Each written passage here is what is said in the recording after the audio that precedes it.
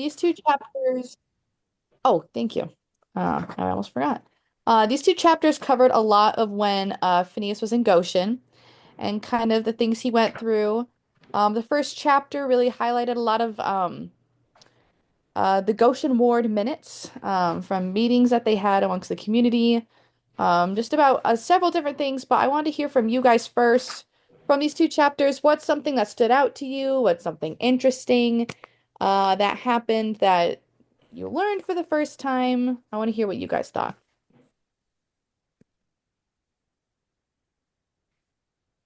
Well, I guess I can start. Go for it. One thing which stood out to me is that there was a account of a gentleman who had two oxen.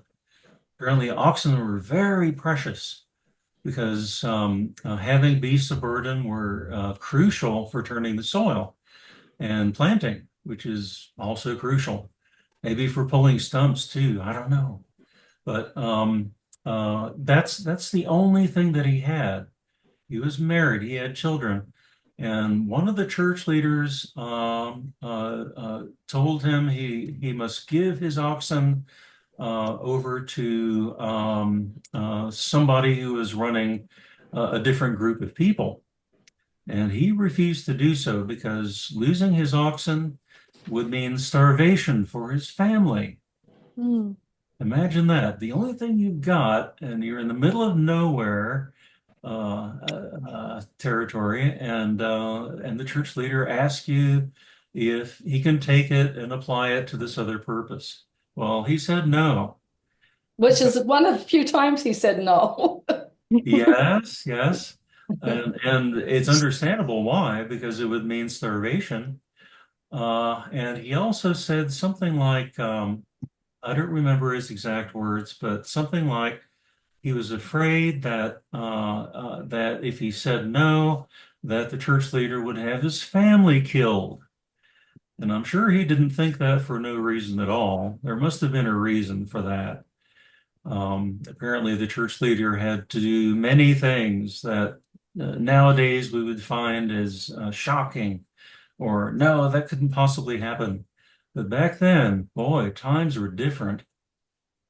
So that's the part which I've never heard before. Uh, Hmm. People coming with so few things, and each of the things that they had were so precious, even just for basic living. Hmm. That's all. Somehow I Yeah. missed the part of the threat when I read it. The threat of him killing the children, the family. I didn't catch that. I didn't catch that either, but um, he had also had trouble with the bishops. They refused to pass the word on, even though Brigham Young would tell him, "You can gather people," and they refused to do that. So he might not have thought they were quite as inspired as the way he obeyed Brigham Young. Oh, right. That's true. Yeah. It's really interesting to read all these different accounts. I mean, this book mainly focuses on Phineas, but he really goes into especially these descriptions of these meetings, different people in the community and what they had to do and this brother was against building a new dam and this one tried to swindle them more money to build the dam and just these little dramas that happen in the community, but then you get to their Sunday worship service and it talks about how everybody came together and the spirit was with them. And they agreed to help and work together. And then the next day, this brother had a disagreement. And so it's interesting, kind of like getting a little inside scoop of what life was like amongst these really, really small communities. I think it mentioned the beginning of these chapters, and maybe this is right when Goshen was settling down, that there was 10 or so families in this community. I'm sure it grew as more people came to settle down, but these are really, really small communities. And these weren't just one or two people speaking up. This was the whole community coming together and having these big discussions about, okay, should we plant our crops or shouldn't we? What are we going to do about the Indians around here? How are we going to protect ourselves? We need to build a corral for the cattle. Everyone just really coming together And so it's interesting seeing people's problems with each other and little quarrels they had, but also eventually as a community coming together um, and helping each other during these really hard times, especially the hard winters and stuff like that. So really, really interesting. Really, really cool to read. I thought that this must contrast with a lot of other frontier settlements that I'm sure there were groups that went together and did a lot of, things together, different people from different countries to travel together and things like that to different parts of the West. But the communalism, the community that they all fostered, that has to be fairly unique in the settlement of the West, that it wasn't just every man for himself and even chided for when you're being too selfish, and you sit around and talk about, we got to watch our language and you do need to do better at Sabbath holy, keeping the Sabbath holy and not only working on community things, but chiding each other personally too. And then insisting that they work together, which probably was their way of surviving so successfully. And it's got to be unique in the settlement of the West and, positively. Obviously, there's some negative too. You see all the negative that can come of that too. You're in each other's business a bit too much.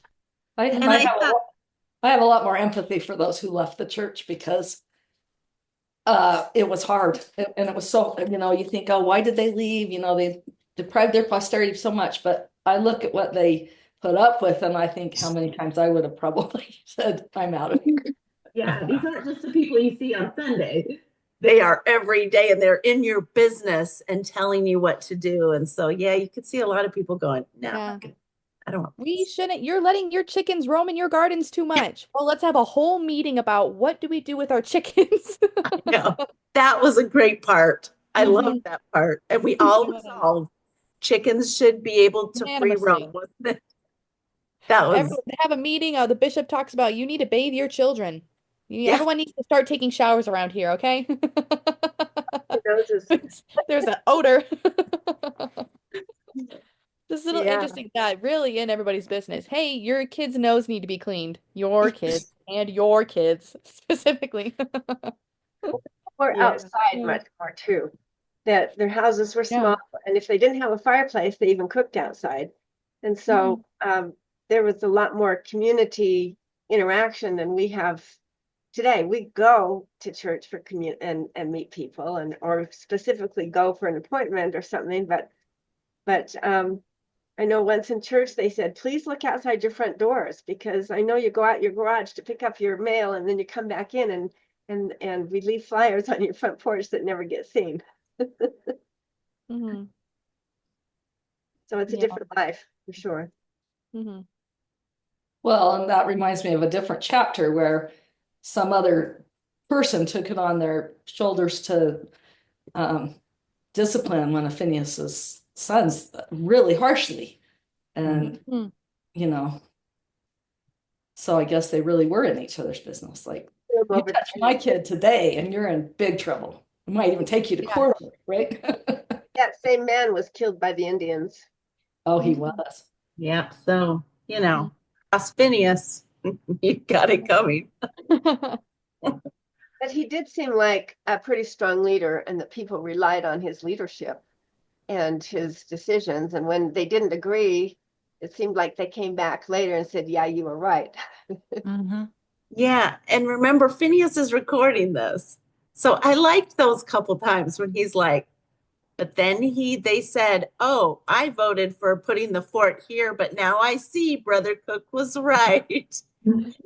Let me just Let me jot write that that. down. I was right. Yeah. Write it in my journal too. Yeah.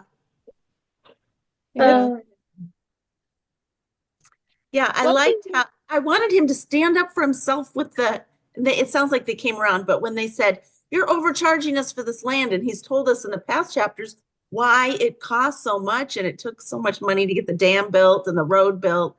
And he said, well, I'm going to have to charge them $2 and they're not going to like that. And they're like, well, you do what you have to do, and that's what it's going to cost. And sure enough, they were not happy with it. Mhm.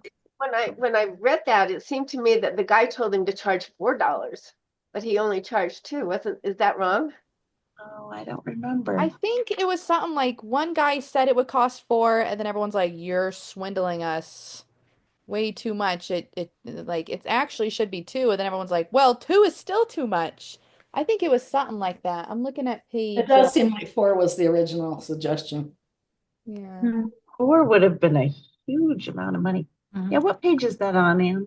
I don't know, I'm but looking at I'll page find it. But he said, but 62. I've got to make my money back. 162. And the guy said, well, I'm going to charge you $2, so you'll have to charge them 4 or something like that. I'll have to see. Oh, yeah, I think it was something like that.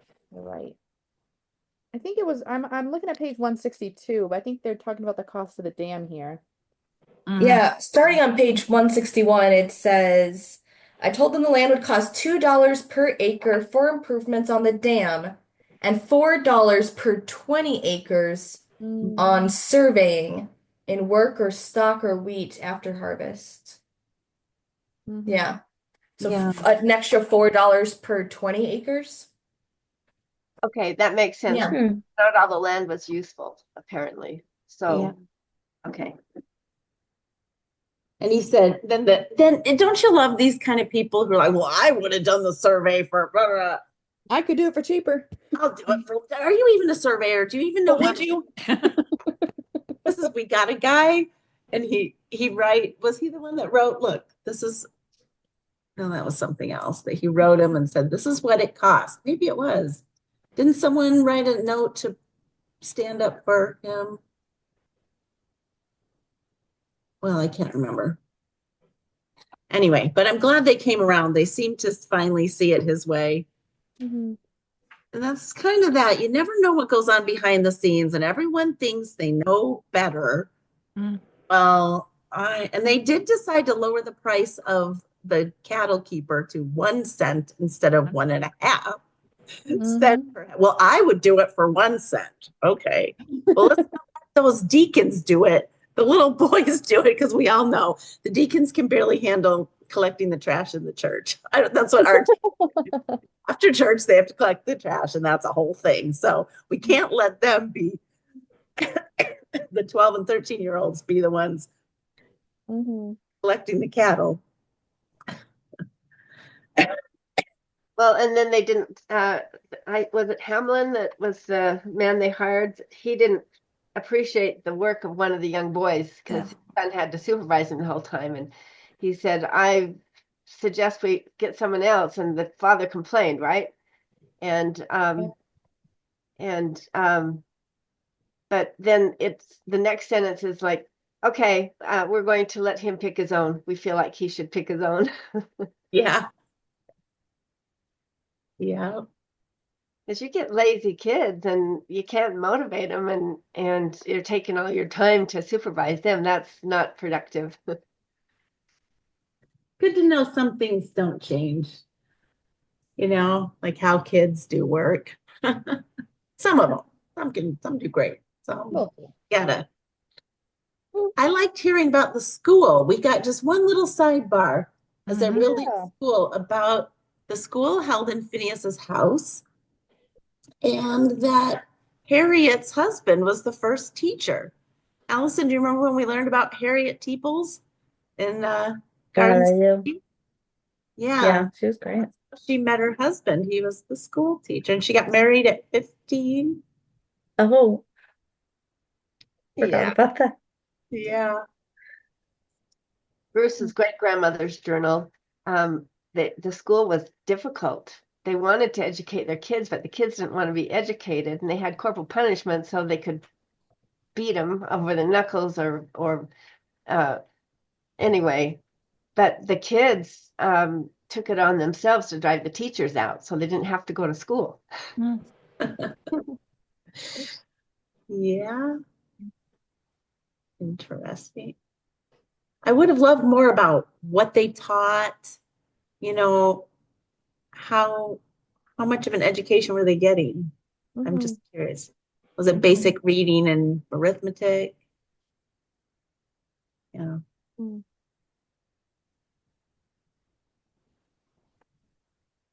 That would have been nice to know, but it's pretty amazing. I mean, all of the stories that you read about the early pioneers is that was really important to educate their kids. And you know that some of them were pretty well educated because some of the women became doctors later. Some of them went back east to study the law.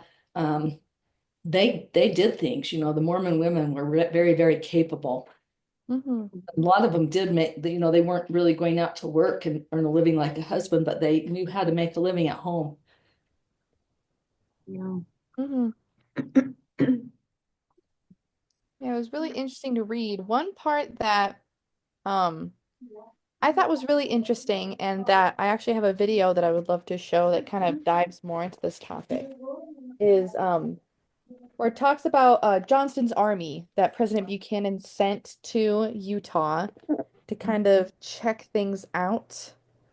Um, but there's a little blurb I'm looking at, if anybody's curious, I'm looking at page 164, where it kind of there's a little blurb on the side that talks about because the Saints, like no one in the government, there was kind of the secrecy around why they're going. The Saints kind of thought it was another invasion and that because they faced that persecution in both Missouri and Illinois. So they thought something like that was going to happen again. And so when they heard that this huge battalion or all these soldiers were coming, um, they got a little shaken. It says here, to the vulnerable settlers in Utah, it was terrifying. And it talks about in this chapter how Phineas took a trip to Provo to obtain counsel on whether or not, hey, should we plant our crops that we might have to completely abandon? Like what should we do here? And a lot of people in Salt Lake and throughout the valley prepared to completely abandon their homes, their farms, to burn everything behind them and to kind of flee again because they thought that they were coming to be mobbed again. But that wasn't the case. They just wanted to come and chit chat, but also kind of what's the word? Put in a new governor instead of Brigham Young. And so I want to hear your guys' thoughts on that and kind of the events that took place throughout this chapter. Well, they buried the foundation of the temple. Do you remember that? Mm-hmm. Yeah. And then another thing that they did is they had the men marching around a fire light so that it looked like they had a huge army where we really didn't. Huge army. And so they were high up so on the mountain so that the army could see them, and it looked like they were huge. Mm-hmm. I had another ancestor who lived in Lehigh, that's just south of Salt Lake County, and he was involved with the county. Really did empty out Salt Lake County. Mm-hmm. Those people, in fact, I guess it's a really old video now called the Mountain of the Lord. It was like in the 80s or 90s. Really portrays this really well. And they made Salt Lake just a ghost town, and those people poured into Utah County and where my other ancestor was living. And he talks about they were all told, you will house these people, and Phineas talked about we gave them 5 acres each. So they're like there to live for a little bit, maybe a long bit, but we are not going to let you drive us out. We'll go out first, but emptied Salt Lake. And I kind of have always wondered, and she mentions that here, well, the army just came in and did nothing, and they were scared for nothing, but they might have done nothing because of several steps that the settlers took to keep them from doing anything. First, they tormented them on the plains of Wyoming. They did a lot of, we don't like you here, so we will steal burning your their stuff, supplies and taking their cattle. Yeah. So it kind of was war. And then they had Thomas Kane, who was not a Mormon, but liked Mormons a lot. We named Canesville, Nebraska after him because we liked him so much. But he came in to negotiate between Brigham Young and Johnston's army. That negotiation might have done the trick, and long negotiations. And seeing, we dislike you enough that we could really make your life miserable. And I guess that winter was horrible. They've talked about it here, I think, that they had a lot of, this army had a horrible winter they're really mad at the Mormons after that. And maybe it was a little like, don't mess with us. Maybe that's why they marched through peacefully. And then we're like, oh, we didn't have anything to worry about. Well, maybe finally we could stand up to them to some degree. And that's what I always thought. Maybe they were more of a threat. Maybe they possibly were going to do more. So I'd love to share a quick video that kind of talks a little bit more about this that I found was really, really interesting, kind of about a lot of different perspectives. Let me see here, share. Let's see. Do I know how to do this?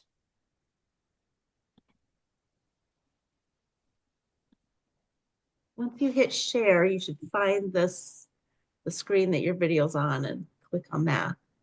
And you have to be sure to hit keep the audio. Oh, yeah, make sure, yeah, do with audio.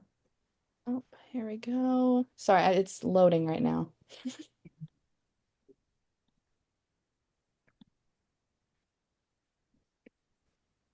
Great. Great. Great. Okay. Is it from YouTube? Is it coming? There you go. Yeah. There it is. Share. Okay. Can everybody see this? Yes. I'll make it big. Yes, allow. There we go. And let me know if you can't hear it. After the Saints' oasis in the desert became incorporated into the United States in 1848, the U.S. government began installing federal officials that were largely outsiders who didn't understand the Saints' faith or way of life. The Saints got along well with some officials, but some others, most notoriously Utah Chief Justice William Drummond, ended up resigning and spreading hostile reports throughout the rest of the country. We're not going to go over all of the charges here, but as an example of a charge that should have been very easy to verify, the Saints were accused of destroying federal court records. But instead of investigating whether or not the various claims were true, in 1857, U.S. President James Buchanan decided that Utah was in a state of rebellion. That's it. The rebel there. And sent an army of 2,500 men to facilitate, by force if necessary, the replacement of Governor Brigham Young with a guy named Alfred Cumming. The army, later led by Colonel Albert Johnston, was eventually reinforced, bringing their number to about 5,000. Officials failed to tell Brigham Young why this was all happening. With decades of persecution fresh in their minds, the Mormons could only conclude that it was a repetition of Missouri and Illinois. They were to be put down or driven out. In their mountain fortress, Brigham and the Saints refused to give up their homes without a fight. But taking life was going to be a last resort. Instead, they adopted scorched earth tactics in an attempt to slow the army down as much as possible and buy themselves time. One of the Saints' military commanders was the second counselor in the first presidency, Daniel Wells. He ordered his Minutemen, or Mormon Raiders, to find the army and to proceed at once to annoy them in every way possible. Use every exertion to stampede their animals and set fire to their trains, burn the whole country before them and on their flanks, keep them from sleeping by night surprises, blockade the road by felling trees or destroying river fords where you can. Take no life, but destroy their trains and stampede or drive away their animals at every opportunity. The Utahns burned 74 government wagons, or about 3 months worth of the army's food, and captured 1,400 head of cattle, about 70% of the army's total. One of the more notable characters burning the government's wagons was Lot Smith, who ironically would later lead a company of Saints serving the government several years later during the Civil War, but we'll talk more about that in a couple of episodes. While the Mormon Raiders pestered the army, the Nauvoo Legion dug into Echo Canyon, the most direct route to the Salt Lake Valley.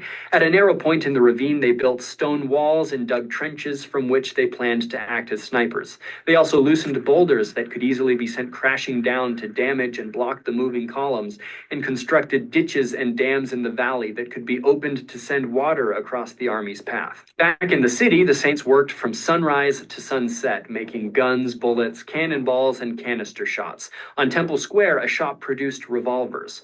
Fortunately, in 1857, the army only made it as far as Fort Bridger, about 100 miles from Salt Lake, before they were forced to hunker down for the winter. Of course, the fort was owned by the Latter-day Saints and had been burned to the ground in anticipation of the army's arrival. Needless to say, it was a rough winter. winter for the government troops. In 1858, a friend of the Saints named Thomas Kane came to hopefully mediate peace between the two factions. He convinced the new governor, Alfred Cumming, to visit Salt Lake without bringing the army along. In Salt Lake, Cumming was accepted by leadership as the new governor of the territory, and he found that many of the hostile reports that had been made about the Saints simply were not true. But he also found the Saints in the middle of a mass exodus. The Saints were boarding up their homes, leaving Salt Lake, and heading south toward Provo. Church leaders called this the Sebastopol Plan. The Saints were determined to burn Salt Lake to the ground before allowing it to be occupied by hostile forces. I'd rather see us at the bottom of the ocean than in the hands of a pirate. On June 7th, 1858, representatives from President Buchanan arrived in Salt Lake with a peace deal. The document reiterated the charges lodged by federal officials, largely by repeating Drummond's lies, and then offered an unconditional pardon for treason and other offenses. The Saints were extremely annoyed that they were being pardoned for things they largely had not been guilty of, and leaders openly invited officials to conduct a thorough investigation. Officials refused, but Brigham ultimately accepted the peace deal anyway. On June 26th, the army finally did enter a nearly deserted Salt Lake City. Men stood by with torches ready to burn the city down if the army attempted to occupy their homes. Thankfully, the army passed through and went on to establish Camp Floyd about 40 miles away, which we visited in this episode. David embraces himself on the show all the time. You'd make a great militiaman. I can hear it. The Saints returned to their homes. The new governor ended up being pretty cool, but the Utah expedition has gone down in U.S. history as Buchanan's blunder. There's a ton more that could be said about this topic. If you're wondering why we didn't talk about the Mountain Meadows Massacre, it's because we've already done these episodes on that subject. All right, that's just about it. But I thought that was very interesting, kind of talking a little bit about kind of where the troops' heads were at in the federal government, but also where the Saints were at and how they prepared for them coming to the Salt Lake Valley, but not wanting to harm all of them, but just really pester and annoy them and make their lives really, really hard, especially that winter. And I know that video didn't talk a lot about it, but our chapters talk about when they went down to Camp Floyd, which was near, which was near Goshen, and I'm trying to find where it is in the book. Yeah, I'm looking at page 174. There's a little excerpt that talks about how Camp Floyd, that's where they ended up, and how it was pretty close to Goshen, and there was some interactions there, including on page 175.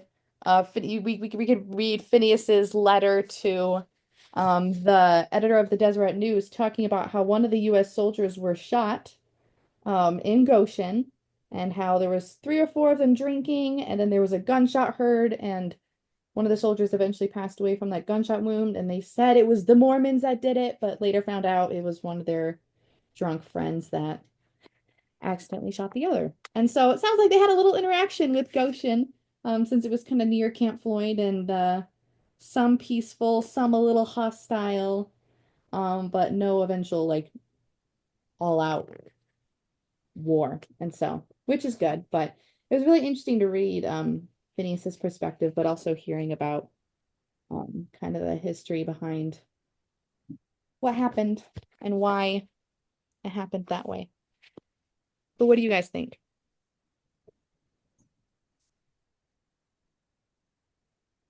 That would have been a scary time to have the army so close, not really knowing what they were doing there. Mm-hmm. I know in the journal, I think later, or we hear a lot about don't go sell things to the army, which they didn't appreciate because they're hungry too. But we were like, we're not encouraging this. So you don't get our wheat, and don't sell them alcohol. It brought an element they didn't appreciate to that side of Utah. Mm-hmm. Yeah. The soldiers definitely had different standards than the Mormons were trying to live. And so that wasn't very helpful to have them drinking and whatever they did around. Mm-hmm. It talks about in this little blurb when they settled in Camp Floyd, talks a little bit down how it was a little south of Lehigh, 15 miles north of Goshen near Utah Lake, um, and how they kind of settled near Cedar Valley a little bit. And it says, soon Cedar Valley, a hot, dusty, miserably cold in the winter, was filled with merchants, card sharks, prostitutes, thieves, and sellers of whiskey. Nice. And whatever trouble the army promised to prevent Salt Lake City spread quickly to nearby settlements, and how things were kind of getting shaken up, whether not directly by violence, but by other things that were brought with all of these army men just kind of hunkering down for quite a while in Utah. So yeah. Crazy, but also really interesting. Whenever these settlements came up, the way to make money wasn't to go looking for gold, it was to set up whorehouses and bars for the people coming in, you know. So same thing with the soldiers, I guess, you know, people want to make money, so they made them a little town. Mm-hmm. Yeah. He saw a business opportunity and took advantage of it. Yeah. Yeah, Hopefully maybe it we wasn't should have been hormones. selling them our wheat and stuff to get the cash flow in, which I'm sure Yeah. they bought wheat somewhere and somebody, I mean, they brought some cash into the economy a little. Mm-hmm. Well, yeah, they didn't really know what they were up against. If they had been able to see the future, maybe they would have done things a lot differently and made some money off of the event or something, but they couldn't see the future. We've Mm-hmm. talked about that quite a bit in the gospel doctrine this year, is how we kind of judge a lot of things in history by, we know because we've read it. We know what happened. And so why didn't they? You know, Yeah. but they didn't. They didn't know what was going to happen. Why did they overreact so much? Well, they didn't. They thought that they were going to be mobbed again, you know? And it's interesting how that video talked about people were ready to burn down Salt Lake City before having the soldiers just simply occupy their homes. Yeah. And they were ready. They had evacuated, went down to Lehigh, Provo, and were ready to, if you're not going to kick us out because we're going to leave first. But then that ended up not happening, thank goodness. But and yeah, they had to bury the temple and re-dig it up when they eventually left. And very interesting to kind of see into the saints' mindsets. Because yeah, when looking back in history, we're like, okay, wow, overreact much. But really kind of getting in their mindset, they thought they were going to be attacked. They thought they were going to be driven out, just like they had the past 2 times. They were driven out by the government and by locals and stuff like that. And so it's cool to see that kind of little glimpse into their world and what they were thinking, feeling, saying to one another. You know, they just heard whispers and rumors that this army was coming, so they thought, oh, this is a sneak attack or something. Like, they didn't say we're gonna come peacefully just talk about a new governor. They just, oh, troops are coming. We have to Yeah. get ready, you know, and prepare any way we can. And so, I yeah. bet they did think that they would be forced to move again. Like we think of it as we know that they ended up settling Salt Lake City and we know how history came, but they probably thought we're just moving around, we're gonna have to move one more time, you know, if this army kicks us out. And they were probably like ready to like up and leave. I mean, people were evacuating Salt Lake, so they did leave Salt Lake area, but they probably thought they were, you know, totally gonna head somewhere else. And so that's probably, yeah, it was a really big time of just uncertainty and yeah, yeah, not knowing the future. Interesting that they evacuated Salt Lake, but it said that the place that they had the most interaction was down in Goshen. So they sent everyone down there, and then they had that passageway right through Goshen, and so that's where they ran into problems. Mm-hmm. The longest the Saints had stayed in any one place was about 7 years in Nauvoo.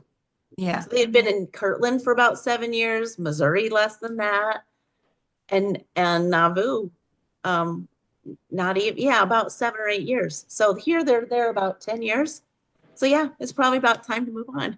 Where would they have gone next? Mexico, maybe. Canada. They were already in Canada. Mexico. Mhm. They were already in Mexico.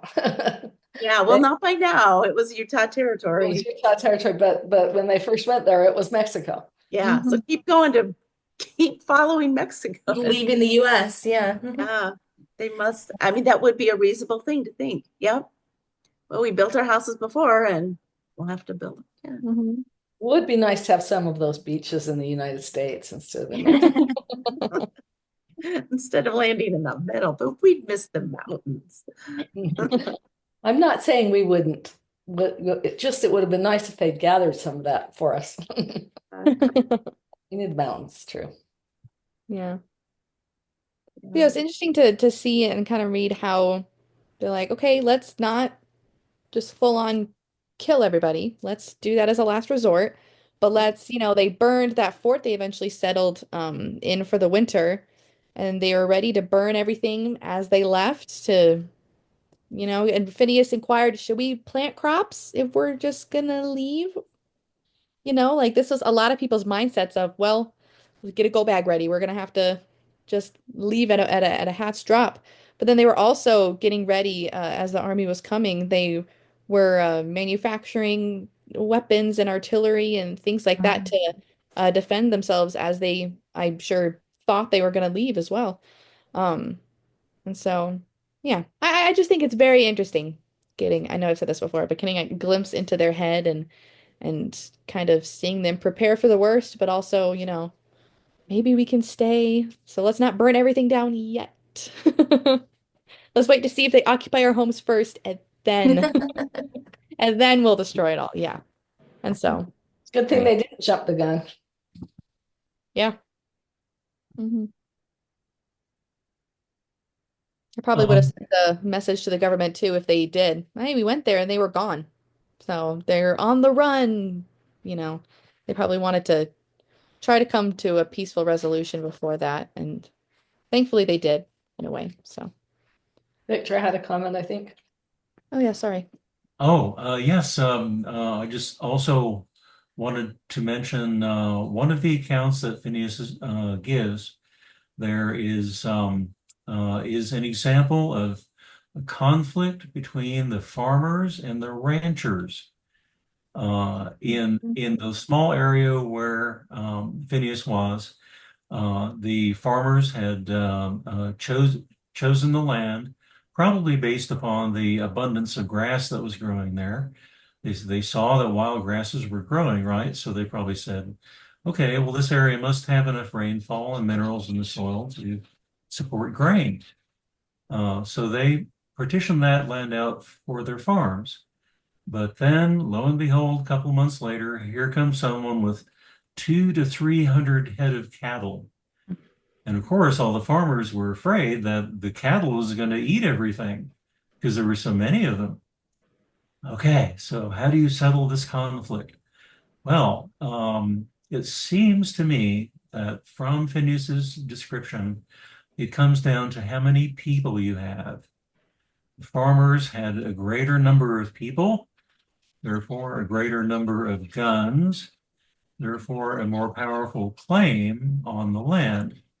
And they negotiated their way to a settlement where the cattle rancher was able to acquire some of the land that he needed, but the majority of the farmers' land seemed to have remained intact. So that's how they settled things back then. Each side has a position, right? Well, each side also has an imbalance of power. And what did they do when the power was in the hands of the farmers? They still wanted to negotiate.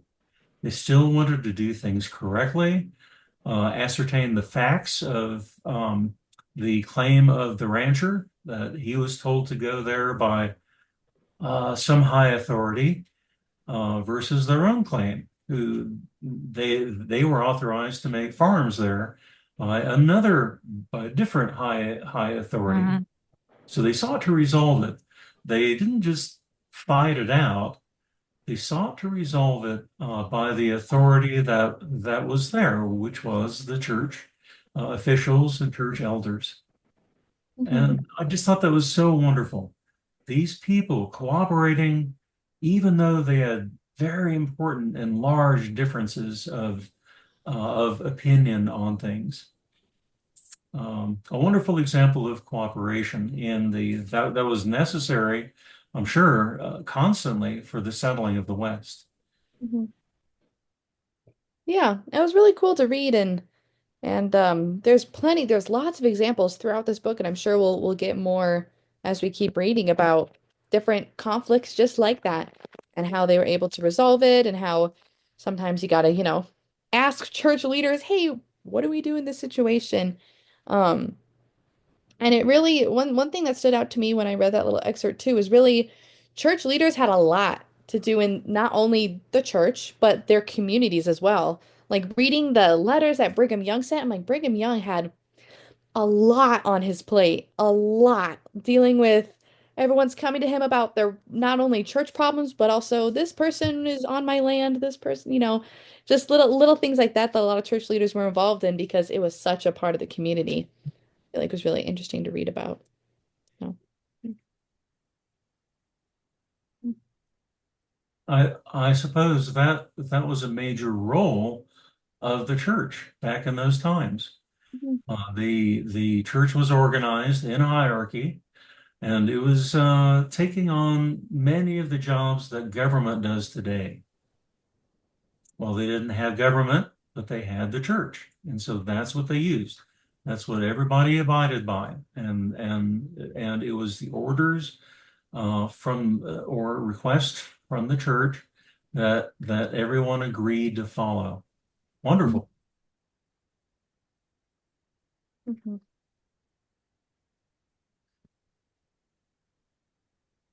You're muted, Catherine. We can't hear you. Catherine, I think something's up with your audio. Nope, can't hear you. No. Oh no. Now it Yeah. says you're muted. Now it says you're not muted.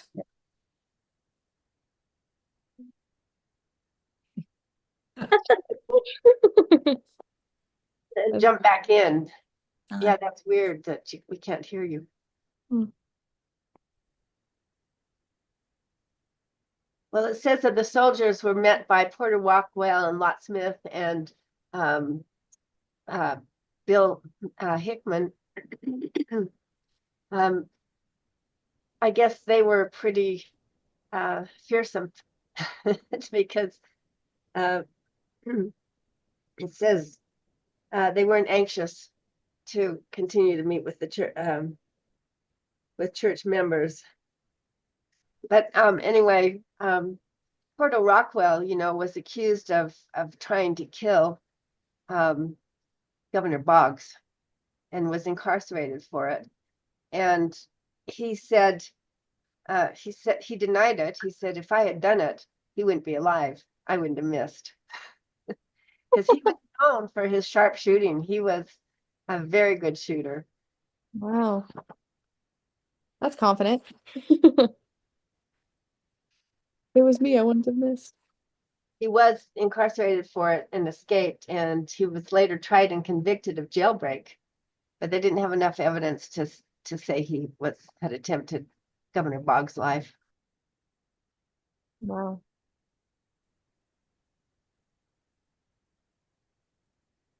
Okay, well, if anybody has any other comments before we wrap up, any I insight? just wanted to point out there's a sidebar on 166 about Brigham Young's approach to the Native peoples. And Oh yeah. given the times, it was so prescient and advanced, acknowledging that these people had roamed these lands before the Mormons ever got there, acknowledging that to be treated with kindness. That was not the prevailing thought. If you know anything about the Trail of Tears, the people were not treated well historically in the land, but he is just light years ahead of where everybody else was. And it's to me, it's just one more thing that says what an outstanding individual he was, because he was able to kind of craft that sense, knowing that his people needed the land, but there were the other people who were there. And this really struck me. Really, I found it very insightful. Yeah.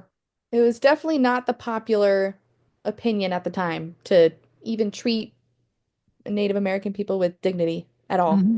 Um, but I like how at the very beginning it said he did not fail to advise his people to take precautions, and we read throughout that, these forts that were built and little corals they have here and there. But that, yeah, ultimately, he's like, yep, these people were here first. They were, you know, and so that was very, very insightful and um, very cool to read. I agree with you. That was Brigham Young's kind of thought at the time. Another thing I think about Brigham Young, people lining up to get counsel from him. That happened to Moses too, people would line up day and night. He was telling people what to do, and his father-in-law Jethro said, "You got to stop this because this you can't do this. This is too heavy for you. You've got to divide them into companies and make men of 10, and then 50 report to the 10, and then the 10 can report to you." But he set up a good business there, a good way to do to handle people, and that's kind of what the church does too, because we have wards and stakes and regional areas and then of course the leaders of the church. But I thought that was interesting. Yeah. Yeah, you can see over the years how it's changed as the church has grown, because it used to be that the general authorities would seal people in the temple, like Nan, you were sealed by what's his name? Who was your L. Tom Perry, L. Tom Perry? because Dad was on a mission with him, so Dad knew him. Oh, Dad knew him, but it wasn't as uncommon back then as it is now to actually be sealed by a general authority. So, but yeah, they can't do it all. They cannot do it all. There's just too much to be done. So, They Especially these days with the worldwide church. There's a lot. Yeah. They said, please try not to ask the general authorities to do sealings if possible. Because they're so overburdened, they're so overwhelmed with everything they have to do. Was that before or after you had El Tom Perry? I don't know. Dad felt justified in asking him, so I guess Yeah. Yeah, they do have a lot to do. They sure give up their time and their lives for serving. It's kind of amazing.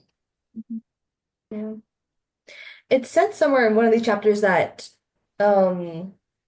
Phineas was called as a 70, or when he was already a 70 when he became like the Bishop of Goshen, which I actually didn't realize that. And I think it probably just looked different than like 70 does today. It's true. My dad was 70. They used to advance in the priesthood from, deacon to teacher to priest to elder to Melchizedek priesthood to 70. And there were 70s in every wards all over the place.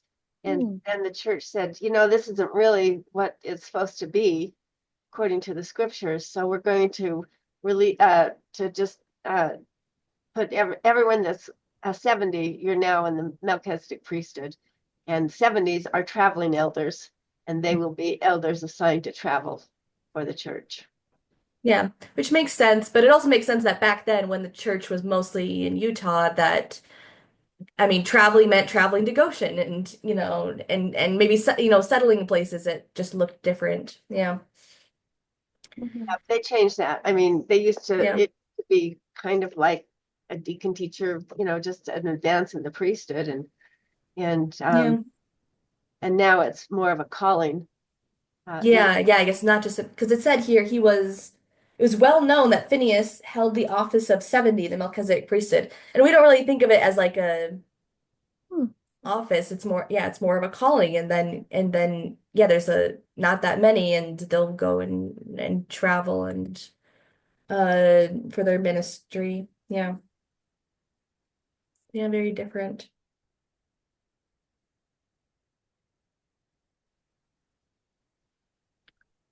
But yeah, Jennifer, I liked your comment on just Brigham Young's and probably the things just different, especially for that time, which we hear about this conflict, and at least for me, it's like so hard for me to hear and read this, just all the conflict between like the Native Americans and settlers, including, pioneers. But yeah, interesting to read that this was probably a very nuanced understanding of, hey, these people who are different than us, and we were talking about all these groups of people and they're different from us, and sometimes we can get along and trade and make things work, and sometimes not. But that there was this understanding of please, like, don't, work with them, and they, this land is theirs, just as much as we want it to be ours too. But it is theirs, and so yeah, very yeah, different understanding than like the rest of the government had and the United States had. So yeah.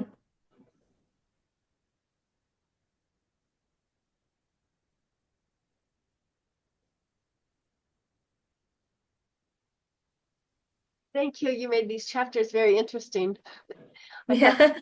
that, wow, their Sunday meetings were a lot different than ours are today. They talked about Yeah. all the problems, Yeah. tried to resolve problems. So I think, correct me if I'm wrong, Catherine. I think the next time we meet will just be one chapter. I think it'll be one chapter. Looking ahead, it was a longer chapter, so I thought we'd just do one chapter. Yeah. And we won't meet in April because the first Saturday in April is General Conference. So we encourage you to watch that. And I think that'll be very inspiring. So then we'll plan on meeting the first Saturday in May, which is May 3rd. Same time, 10 a.m. Utah time. And reading one chapter, the January to July 1859 Goshen is the name of the chapter. Yeah. Awesome. Well, thank you guys all for joining. Wonderful discussion. Thank you. Thank Yeah. you for your comments. Thank you. We'll see you next time. Yeah. Bye. Bye-bye. Bye. Good to meet you, Victor. Yeah, wonderful to meet you, Victor.